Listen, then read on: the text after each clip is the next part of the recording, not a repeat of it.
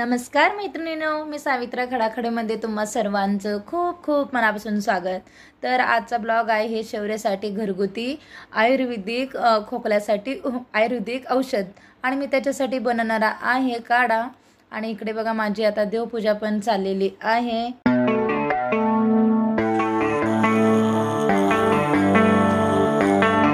Baby, read the fine print. मी इकडे देवपूजा वगैरे करून घेते आणि तोपर्यंत शौर्य वरच्या रूममध्ये असल्यामुळे मी अगोदर म्हटलं देवपूजा वगैरे झाले की नाही, मग त्याच्यासाठी काढा बनवावा घरगुती। मग त्याला ना खूप असा खोकला आलेला आहे आणि बघा मी इकडे देव वगैरे स्वच्छ घासून पुसून घेतलेले आहे आणि बघा मी सगळ्या देवांना असे स्वस्तिकेची आणि जास्वंदीची फुलं घातलेली आहे। आपल्याच बागेतले एवढी फुले निघालेले आहेत आणि मी बेलपत्र पण वाहिलेला आहे। आणि बघा इकडं मी दिवा पण प्रज्वलित केलेला आहे। देवपूजा करायच्या आधीच मी दिवा प्रज्वलित करते आणि बघा अशी माझी आता फायनली देवपूजा झालेली आहे। आणि बघा इकडे मी गॅसवरती एक कप पाणी ठेवलेलं आहे। शौर्याच्या खोकल्यासाठी काढा बनवणार आहे मी। आणि बघा इकडं डाळिंबाची साल होती ते काढून घेतलेली होती मी आणि ते डाळिंबाची साल चांगली उकळली ना, मग त्याचा कडवटपणा आणि एकदम असं तुरटपणा असतो ना, त्याच्यासाठी खोकला लगेच काय बंद होतो। आणि हा बघा ह्याचा चेंज झालेला आहे याचा कलर। आणि मी त्याच्यामध्ये थोडंसं गूळ टाकून घेणार आहे 1 चमचाभर, म्हणजे लहान मुलं कसं शक्यतो काढा पित नाहीत म्हणून त्याचा कडवटपणा थोडासा कमी होण्यासाठी थोडासा गूळ टाकून घेतलेला आहे मी।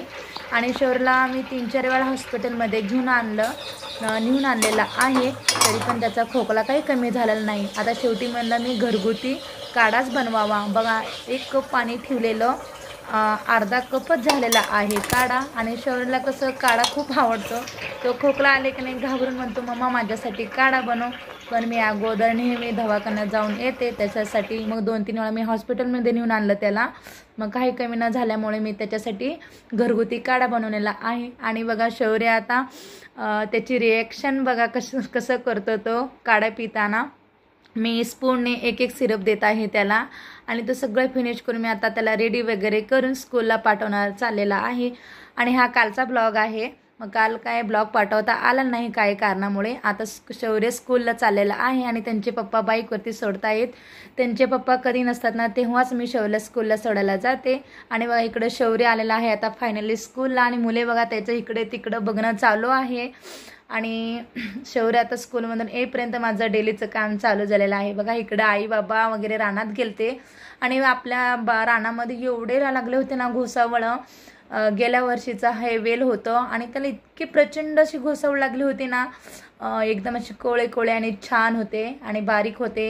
मग असे जर घोसावळे बघितलं ना मला नेहमी ना घोसावळ्याचे भजे करू वाटतात। आणि बघा किती छान आहेत। आणि बघा आम्ही हिरा बेसन विकत आणत नाही, आम्ही बेसन पीठ वगैरे आम्ही घरचंच चणा डाळीचं पीठ बनवतो। बेसन पीठ असं 1-2 शेर दळून आम्ही दळून ठेवतो, कारण आमच्याच घरी आटा चक्की असल्यामुळे मी विकत वगैरे आणत नाही बेसन पीठ। बघा इकडे मी एका भांड्यामध्ये पीठ घेतलेलं आहे आणि हे ओव्याचं झाड आहे आमच्या घरात आमच्या बागेमध्ये।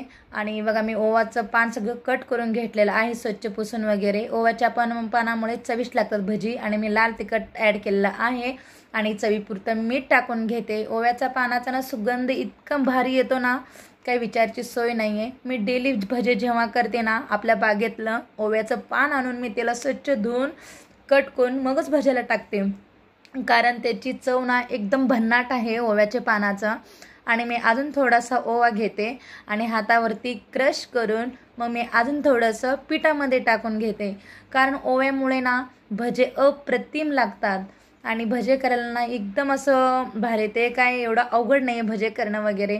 मला नेहमी ना घोसावळ आणल्यानं मी भजे करते, ताजे अशी फ्रेश घोसावळ होते। आणि लाल तिखट टाकल्यामुळे भजे लाल होतात म्हणून मी थोडंसं किंचितच हळद टाकून घेते येलो कलर होण्यासाठी, किंचितच टाकलेला आहे आणि त्याचा जरा कलर पण चेंज होण्यासाठी। बघा मी मिक्सरच्या साहाय्याने पीठ सगळं मिक्स करून घेते आणि आणि सगळं इकडे तिकडे पडलेलं होत्या वस्तू। आणि इकडे बघा मी थोडंसं तांदळाचं पीठ घेते, मला नंतर आठवलं की तांदळाचं पीठ पण होतं, मला वाटलेलं संपलेलं आहे म्हणून मी तांदळाचं पीठ घेतलेलं नाही आहे। आणि बघा मी तांदळाचं पीठ वगैरे टाकून चांगलं मिक्स करून घेते आणि थोडं पाणी टाकून मिक्सरच्या साहाय्याने मिक्स करून घेते। आणि ना जास्ती करून ना एकदम आपण पातळ पीठ नाही करायचं, कारण घोसावळ्याला चिटकलं पाहिजे स्लाइसला। आणखीन एकदम असं मीडियममध्ये पीठ बनलं पाहिजे आणि ते एकदम दाटही नाही एकदम सैलही नाही बनवायचं पीठ। आणि बघा मी इकडं पीठ मिक्स करून घेते चांगल्या प्रकारे। आणि एकदम दाट ठेवले की भजे एकदम कडक आणि असं घट्ट होतात। आणि आपण मीडियममध्ये सैलसर असं मीडियममध्ये चांगलं पीठ जर फर्मेंट झालं ना भजे छान होतात। बघा मी इकडं माझं पीठ मिक्स करून झालेलं आहे। आणि इकडे बघा मी घोसावळ्याचे स्लाइस करून घेते सुरीच्या साहाय्याने, छोटे छोटे असे एकदम फ्रेश आणि ताजे ताजे असे घोसावळा असल्यामुळे मला काही रावलं नाही, मला भजेच करू वाटलं म्हणून मी भजे बनवता आहे। आणि बघा इकडे माझे सगळे पूर्ण कट करण्याचं चाललेलं आहे। आणि शौर्यला पण कसं घोसावळ्याची भाजी तो खात नाही, म्हणून मी त्याच्यासाठी का होईना हे भाज्या कुठल्या तरी मार्फत ते पोटात आपल्या जायला पाहिजे। भाज्या ज्या ज्या ऋतूनुसार हे भाज्या होतात ते आपले खाल्लं पोटात जायला पाहिजे, म्हणून मी अशा प्रकारे मी भजे वगैरे काही ना काही करते। शौर्यला पण आवडतं घोसावळ्याचे भजे खायला। आणि मी थोडंसं बघा हे सोडा टाकून घेते 1 चिमूटभर सोडा टाकलं ना मग अजून चांगलं फेटून घ्यायचं। आणि थोडंसं पाणी टाकून अजून मिक्सरच्या साहाय्याने एकदम मीडियममध्ये सैलसर पीठ बनवायचं। बघा माझं मी बनवलेलं पीठ कसं आहे, एकदम असं दाटही नाही एकदम सैलही नाही, मीडियममध्ये आहे। आपण सोडा टाकल्यानंतर अजून थोडंसं पाणी टाकून घेऊया आणि एकदम पीठ असं फुगल्यासारखं होतं। आणि मी 10-15 मिनिट असं चांगल्या प्रकारे फेटून घेते आणि 10-15 मिनिटं त्याला फर्मनंट होण्यासाठी ठेवून दिलेलं होतं मगाशी, पण अजून थोडंसं सोडा टाकल्यानंतर 2-3 मिनिटं मी असं करून फेटून घेते चांगल्या प्रकारे। आणि इकडे बघा तुम्ही पाहू शकता गॅसवरती मी कढई ऑलरेडी ठेवलेलीच होती। आणि बघा इकडे मी तेल टाकून घेते कढईमध्ये आणि तेल गरम चांगलं झाले की नाही मग भजे तळायला सुरुवात करते। आणि पावसाळ्याच्या दिवसामध्ये ना एकदम असं गरम गरम भजे खायला खूप भारी वाटतं। आणि गरम गरमच स्वयंपाक वगैरे आणि सकाळी वगैरे बनवून ठेवलेलं स्वयंपाक वगैरे काही खावंसं वाटत नाही आहे। बघा एकदम असं माझे भजे तळणं चालू झालेलं आहे, एक स्लाइस करून पिठात बुडवून बघा माझे असं एक एक करत मी चाललेलं आहे। शौर्यला पण प्रचंड भूक लागलेली होती, तो टी व्ही बघतोय, पण बाहेर पाऊस आलेला आहे, तो स्कूलमधून आलेला आहे, पण मी ते काही व्हिडिओ शूट केलेला नाही आहे, तो स्कूलवरून आलेला। आणि तो त्याची स्कूल कसं 2:30 वाजता सुटते, मग दुपारच्या वेळेस सगळे इकडे तिकडे असं हे असल्यामुळे मला काही शूट करता आलं नाही आहे। इकडे कसं गावाकडे भरपूर लोक घरी येणं जाणं असतं, मग कोणी असलं की असं कसं तरी वाटतं शूट वगैरे करणं। बघा इकडे माझे भजे तळणं चालू झालेलं आहे आणि प्रचंड अशी मी भजे एका टिश्यू पेपरवरती काढून घेते, कारण त्याचं म्हणजे जे काही तेल असतं ना ते टिश्यू पेपर ओढून घेतं। आणि बघा माझ्या अशा प्रकारे माझे फायनली भजे झालेले आहेत। या सगळे गरम गरम घोसावळ्याचे भजे खायला। आणि भजे कसे झाले ते मला नक्कीच कमेंट बॉक्समध्ये सांगा। आणि तुम्हाला जर माझा थोडा जरी व्हिडिओ आवडल्यास लाईक शेअर करा आणि या चॅनलवरती तुम्ही नवीन असाल तर सबस्क्राईब करायला अजिबात विसरू नका।